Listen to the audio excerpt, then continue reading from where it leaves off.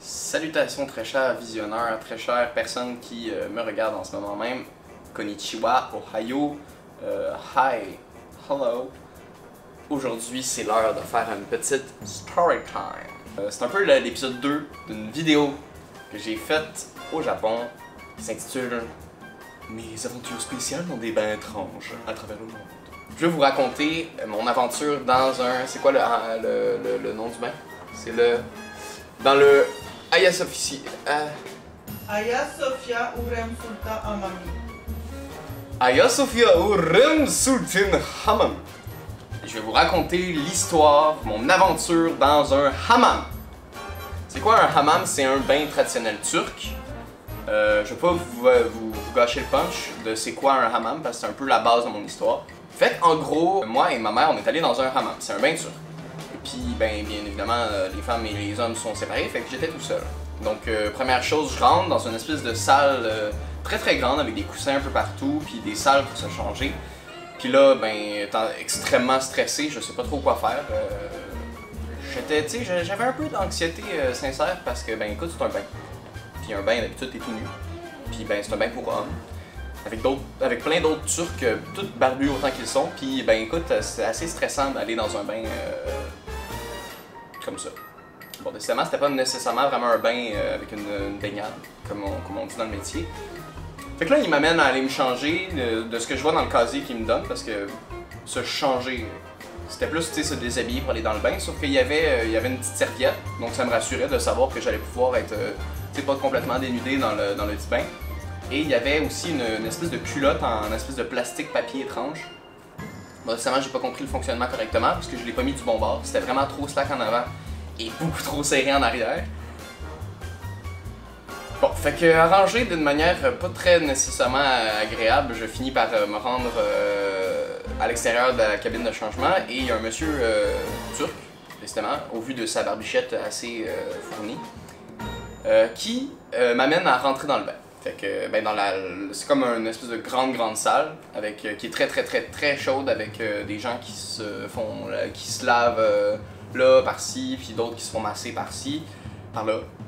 Et puis, il m'amène dans un petit cubicule avec 3 places, avec des robinets à chaque. Tu sais, il y a la porte, et de chaque façade, mur, il y a un gros robinet avec une place pour s'asseoir. Surtout par malchance, je me suis retrouvé avec un monsieur d'un certain âge, juste en face de lui. C'était très malaisant parce que le monsieur qui m'a amené dans cette salle-là arrive, me dit, je vais faire la traduction. Assis-toi, je te laisse 10 minutes, détends-toi, ça c'est pour l'eau chaude, ça c'est pour l'eau froide, fais les deux en même temps parce que sinon c'est trop chaud. Fait que je me retrouve 10 minutes face à un monsieur que je connais pas, en train de se laver lui aussi de la même manière. Mais le détail que je vous ai pas dit, c'est que la serviette qui était supposée me cacher, et cacher cette horrible culotte que j'ai mal mis, ben il fallait l'enlever. Fait que je me suis retrouvé dans cette horrible culotte, bien évidemment, face à un autre monsieur dans la même dite culotte. Ben pas la mienne, mais tu sais, la sienne. Et puis, ben, ce fut un 10 minutes de pur malaise, mais j'ai fini par réussir à me détendre. Et un autre monsieur turc employé vient me chercher 10 minutes après ce supplice d'enfer pour faire l'activité principale de ce hammam, c'est-à-dire me faire laver. Me faire laver par un inconnu avec une belle moustache. Parce que ben, les Turcs ont vraiment toutes des belles moustaches. Fait que il m'amène à l'extérieur du cubicule pour me faire asseoir à un autre lavabo en face du même monsieur que je me suis détendu durant 10 minutes parce que ben, lui était parti un petit peu avant pour aller se faire laver par un autre monsieur. Puis là, il me fait asseoir, il me dit détends-toi, il sort un espèce de gant qui a l'air assez rugueux, il se le met sur la main, comme ça, il se prépare. Puis je me fais scrubber dans tous mes raccoins pour que je sois propre au maximum. En tout cas, les sultans ils devaient bien s'amuser lors du bain dans ce temps-là. Fait que ce fut un moment de pur nettoyage. C'était assez scratchant, fait que c'était pas nécessairement particulièrement agréable. Mais bon, en tout cas, au moins je sais que je suis propre.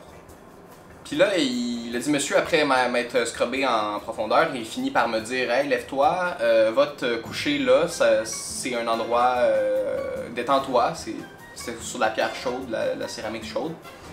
Fait que là, je me détends, je me dis qu'est-ce qui pourrait bien se passer, est-ce qu'il va me faire, est-ce qu'il va me laver les cheveux sur de la céramique chaude, tu sais. Puis là, j'ai fermé les yeux, puis à un moment donné, je sens quelque chose d'extrêmement chaud sur moi, puis en fait c'est parce qu'il mettait de la mousse, de la grosse mousse chaude sur moi. Fait que je me suis fait masser à la mousse durant une quinzaine de minutes par un inconnu. Ça fut une expérience très enrichissante au niveau culturel. Bon, sincèrement, c'était vraiment détendant. J'ai fini par passer un très bon moment après le divan, ben pendant le divan. Fait que là, il me ramène à l'extérieur. Je suis tout détendu, puis là, la salle où je m'étais changé, avec les coussins, je finis par masser, un petit thé turc avec des loukoums. C'est. Comment je pourrais dire, c'est quoi un loukoum? Un jujube turc. C'est un jujube turc. Pas sucré autant intensément qu'un jujube. Voilà. Ben écoute, je te couperai pas au montage.